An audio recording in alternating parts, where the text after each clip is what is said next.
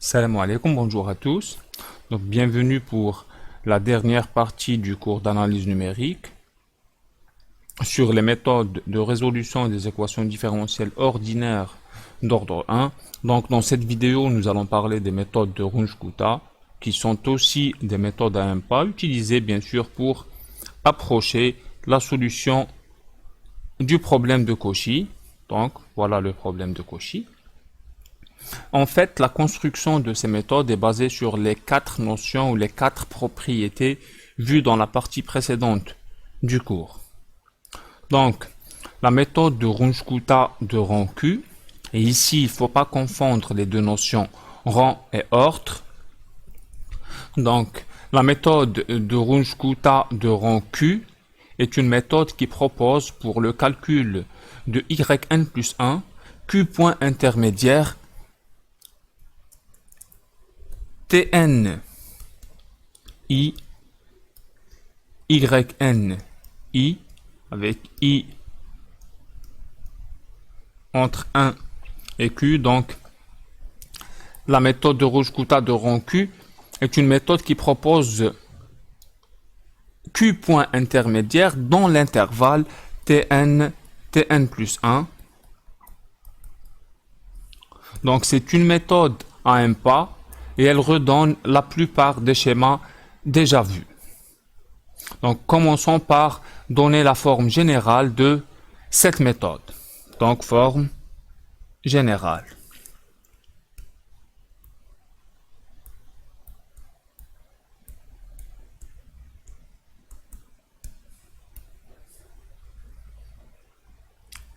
Donc, la méthode de Runge-Kutta de rang Q, sous sa forme générale, s'écrit comme déjà, c'est une méthode à un pas, donc elle s'écrit sous cette forme déjà, c'est yn plus h fois une certaine fonction phi de Tn yn h qui est égal à yn plus h.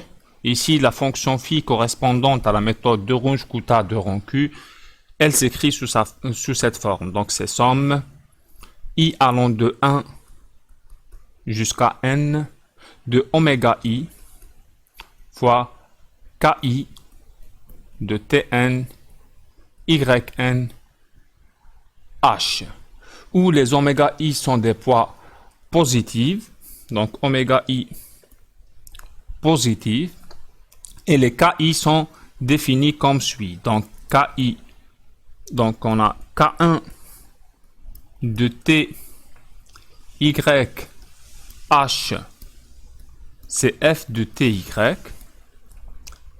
et k i de t y h, quel que soit i supérieur ou égal à 2, elle est égale à f de t plus alpha i h y plus h fois somme j allant de 1 jusqu'à i moins 1 de bêta i j fois k j de t y h, où les coefficients oméga i, alpha i, bêta ij sont choisis de façon à ce que la méthode soit d'abord convergente et de l'ordre le plus élevé possible. C'est-à-dire qu'on doit déterminer les valeurs de ces coefficients de façon à ce que le schéma soit d'abord consistant pour assurer la convergence, puisque la lipschitzianité de phi découle du caractère lipschitzien de f. Donc, on avait dit qu'on doit déterminer ces valeurs de façon à ce que le schéma soit consistant pour assurer la convergence, puisque phi est toujours stable. Puis ensuite, pour augmenter l'ordre de convergence. Donc, on doit choisir ces coefficients, donc oméga i, alpha i, bêta ij, doivent être choisis de façon à ce que d'abord phi de ty0 soit égal à f de ty pour assurer la consistance qui va nous assurer la convergence puisqu'on a dit que phi est toujours lipschitzienne puisque f est supposée lipschitzienne. Donc ça, c'est la première condition. Puis ensuite, pour augmenter l'ordre de convergence, on doit déterminer ces valeurs, donc ces coefficients, de façon à obtenir ces égalités. Donc la dérivée de phi par rapport à h au point h égale à 0, il faut qu'elle soit égale à 1/2 fois f' de ty. Et la dérivée seconde de phi par rapport à h, évaluée aussi au point h égale à 0, doit être égale à 1/3 fois la dérivée seconde de ty, et ainsi de suite, selon le nombre de coefficients à déterminer et l'ordre à atteindre. Mais en pratique, les calculs induits par cette approche deviennent très pénibles, et surtout lorsque Q augmente. Donc, dans ce cours, nous allons construire la forme générale de la méthode de Runge-Kutta d'ordre 2, et ensuite nous donnons les schémas d'ordre 3 et 4. Il est à noter que pour Q inférieur ou égal à 4, l'ordre est égal au rang, mais lorsque Q est supérieur ou égal à 5, il n'existe plus de schéma dont l'ordre et le rang sont égaux. Par exemple, pour avoir un schéma d'ordre 5, il nous faut un schéma de rang 6. Très bien. Nous commençons donc par la formule de Runge-Kutta d'ordre 2. Donc, formule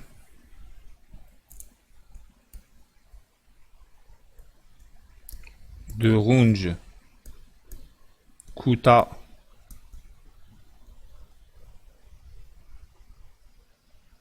de rang 2. Notez RK2.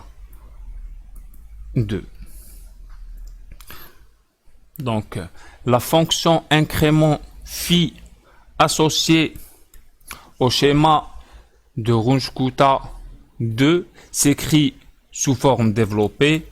Donc, phi de ty h, c'est oméga 1 fois f de ty plus oméga 2 fois f de t plus alpha 2 h y plus h fois bêta de 1 fois f de ty. Donc c'est oméga 1 fois k1 plus oméga 2 fois k2. Très bien. Donc en appliquant le théorème 4 de la partie précédente du cours, on obtient donc le premier point donc pour la consistance, donc phi de ty 0 doit être égal à f de ty. Donc en remplaçant ici h par 0, on obtient oméga 1 plus oméga 2 égale à 1. Et ça, c'est la première équation. Donc ici, on doit déterminer les valeurs de oméga 1, oméga 2, alpha 2 et bêta 2 alpha 1. Donc, on a 4 coefficients à déterminer. Donc voilà la première équation. Maintenant, pour que le schéma soit d'ordre 2, ou bien pour que le schéma soit au moins d'ordre 2, il faut que la dérivée de phi par rapport à h de ty h évaluée au point h égale à 0, donc il faut qu'elle soit égale à 1/2 fois f' de ty. Ici, rappelez-vous que dans la vidéo précédente, on avait dit que pour qu'on puisse comparer, ou bien pour qu'on puisse ramener la dérivée d'une fonction phi qui s'écrit sous cette forme, donc qui s'écrit sous cette forme, donc phi c'est f de t plus alpha h, y plus bêta h, f de ty. On avait dit qu'il faut que alpha soit égal à bêta. Donc, si on revient maintenant, donc il faut que alpha soit égal à bêta. Maintenant, si on revient à la fonction phi associée à la formule de Runge-Kutta de rang 2, donc il faut que alpha 2, qui joue ici le rôle de alpha, il faut qu'il soit égal à bêta 2, 1. Donc ça, c'est une condition nécessaire. Donc, je vais effacer tout ça. Pourquoi c'est une condition nécessaire? Parce que la dernière fois, on avait dit que pour le cas où alpha est différent de bêta, on ne peut pas écrire, ou bien on ne peut pas ramener la dérivée de la fonction phi qui s'écrit sous cette forme en une dérivée de f. Quoi? Et donc, le schéma ne peut être d'ordre supérieur à 1. Donc, cette condition, elle est nécessaire. Donc, je vais effacer tout ça. Donc, pour que cette condition soit satisfaite, on a dit que alpha 2 doit être égal à bêta 2, 1. Et ça, donc, c'est la deuxième condition. Ça, c'est la première.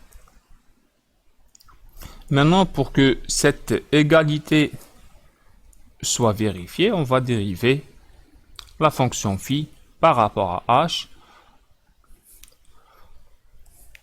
Donc, en dérivant, on obtient oméga 2 fois alpha 2 égale à 1 demi, ou bêta oméga 2 fois bêta 2, 1 égale à 1 demi. C'est pareil puisque alpha 2 est égal, ou bien doit être égal à bêta 2, 1. Et ça, c'est la troisième condition. Ici, j'ouvre juste une parenthèse. Pour les schémas de rang supérieur, cette condition devient, donc cette condition pour les schémas de rang supérieur à 2, donc elle devient alpha 2. Par exemple, pour le schéma de rang 3, c'est alpha 3. Il faut qu'il soit égal à bêta 3, 1 plus bêta 3, 2. Pour le schéma de rang i, donc alpha i doit être égal à la somme de bêta i j, j allant de 1 jusqu'à i-1. C'est pour ça qu'on regroupe souvent les coefficients dans un tableau comme suit. Donc, généralement, on les regroupe, ces coefficients, dans un tableau comme ça. Donc, alpha 1, c'est 0. Donc, on néglige souvent la première ligne. Donc, alpha 2, bêta 2, 1, 0. Alpha 3, bêta 3, 1, bêta 3, 2, 0, jusqu'à alpha q, c'est bêta q 1, bêta q 2, jusqu'à bêta q, q-1 et 0. Et ici, c'est les oméga i, donc oméga 1, oméga 2, oméga q-1 et oméga q. Et ici, pour la consistance, la condition, c'était oméga 1 plus oméga 2 égale à 1. Ça, c'était pour la formule ou bien le schéma de rang 2. Pour les schémas de rang q, la condition de consistance est équivalente à oméga 1 plus oméga 2 jusqu'à oméga q égale à 1. Donc ici, on néglige généralement la première ligne puisque alpha 1 n'existe pas. Et ici, pour le calcul des alpha i, c'est la somme en ligne. Donc, alpha 2 égale à bêta 2, 1. Alpha 3, c'est bêta 3, 1 plus bêta 3, 2. Alpha q, c'est bêta q1 plus bêta q2 jusqu'à bêta q1. Et ici, la somme des oméga i, c'est 1. On les regroupe souvent dans ce tableau-là. Donc, dans notre cas, on revient à notre cas qui est la formule ou bien le schéma de Runge-Kutta de rang 2. Donc, on a oméga 1 plus oméga 2 égale à 1. Ça, c'est la première condition. Puis, alpha 2 égale à bêta 2, 1. Ça, c'est la deuxième condition. Et la troisième condition, c'est oméga 2 fois oméga ou bien fois alpha, donc oméga 2 fois alpha 2 égale à 1,5. Donc voilà les trois conditions, ou bien les trois équations. Donc maintenant, en posant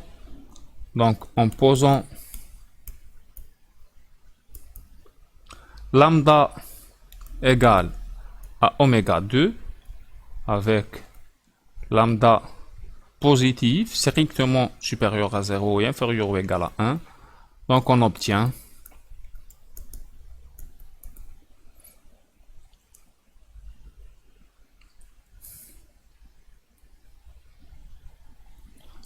donc alpha 2 égale à 1 sur 2 lambda. Voilà, de cette équation-là, alpha 2 c'est 1 sur 2 lambda. De la deuxième équation, on a alpha 2 égale à bêta 2, 1. Donc, bêta 2, 1 est aussi égal à 1 sur 2 lambda. 0. Ici, c'est 1. Donc, oméga 2, c'est lambda. Donc, puisque oméga 1 plus oméga 2, donc la première équation, c'est oméga 1 plus oméga 2 égale à 1. Donc, on obtient ici oméga 1 égale à 1 moins lambda. Et la fonction incrément de la méthode de Runge-Kutta de rang 2, donc s'écrit comme suit, donc phi de t yh égale à oméga 1 qui est égal à 1 moins lambda fois f de ty plus oméga 2 qui est égal à lambda fois f de t plus h sur 2 lambda y plus h sur 2 lambda f de ty. Et finalement, la forme générale du schéma de Runge-Kutta de rang 2 donc est donnée par yn plus 1 égale à yn plus h fois 1 moins lambda f de ty plus lambda fois f de ici c'est tn yn, donc plus lambda fois f de tn plus h sur 2 lambda et yn plus h sur 2 lambda f de tn yn. Donc ça c'est la forme générale du schéma de Runge-Kutta, donc du schéma de Runge-Kutta de rang 2. Donc, chaque valeur de lambda dans l'intervalle, ou bien entre 0 et 1, ici 0 ouvert, 1 fermé, correspond, donc chaque valeur de cet intervalle correspond à un schéma, et ils sont tous des schémas d'ordre 2, parmi lesquels on reconnaît donc pour lambda égale à 1, donc on obtient le schéma de l'heure modifié, Et pour lambda égale à 1 demi, c'est le schéma de 1. Et on a vu déjà que ce sont effectivement des schémas d'ordre 2. Très bien. Et nous donnons maintenant le schéma de Runge-Kutta d'ordre 3. Et voici le schéma d'ordre 4. Et pour finir, notons que les différents schémas de résolution des équations différentielles peuvent servir à la résolution numérique des systèmes différentiels d'ordre 1 et ce, composante par composante, comme suit, et même pour résoudre numériquement des équations différentielles d'ordre 2 ou plus, à condition de les réduire au préalable à des systèmes différentiels du premier ordre comme suit. Très bien, donc ça sera tout pour ce chapitre. Merci pour votre attention et à bientôt.